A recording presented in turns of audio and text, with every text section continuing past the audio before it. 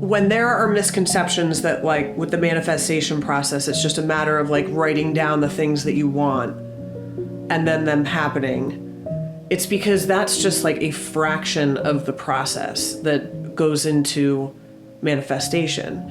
And that's a really good step to take when you're clarifying your intentions and putting out there what you want. You know, I wrote a top 10 list of the top 10 things that I wanted to manifest. And I kept that list, and that list is on my desk.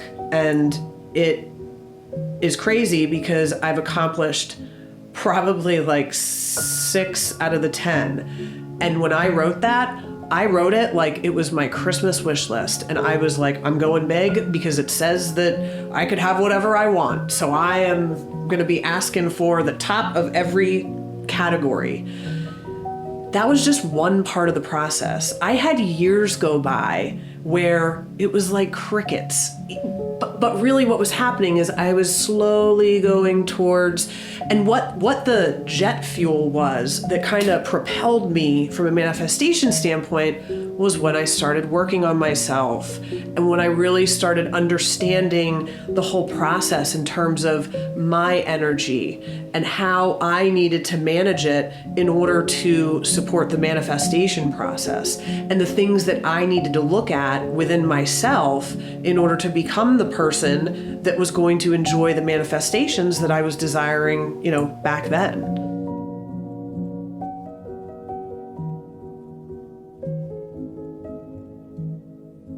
Manifestation is non-denominational. And the nice thing about manifestation is that it's a part of enjoying the abundance of the physical plane. It's a part of enjoying the experience of being human and being able to navigate and be in a situation where you can, again, have the experiences that your heart longs for or that you dream about.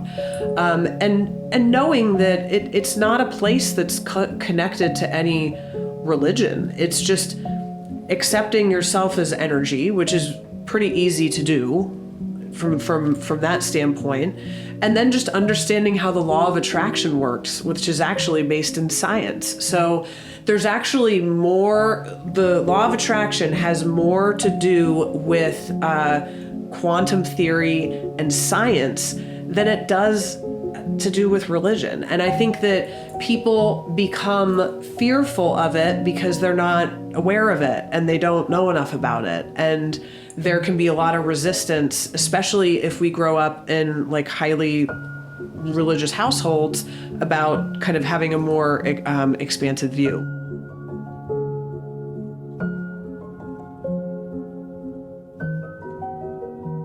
If you have an experience where something external happens and it makes you reflect deeply and feel good, what does it matter? What does it matter?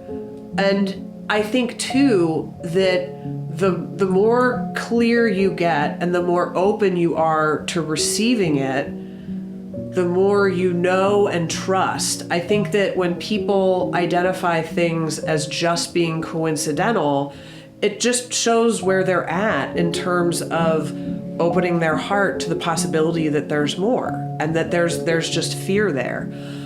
Because the reality is that, well, wouldn't you rather err on the side of it being something really positive than nothing at all? What do you have to gain from that? And you have to recognize that response as an ego response. That's an ego response to say like, oh, is that just a coincidence? Like, we can doubt things, sure, but we know the part of us that doubts things incessantly and needs the solid proof instead of the part of us that knows and that doesn't need to, you just know.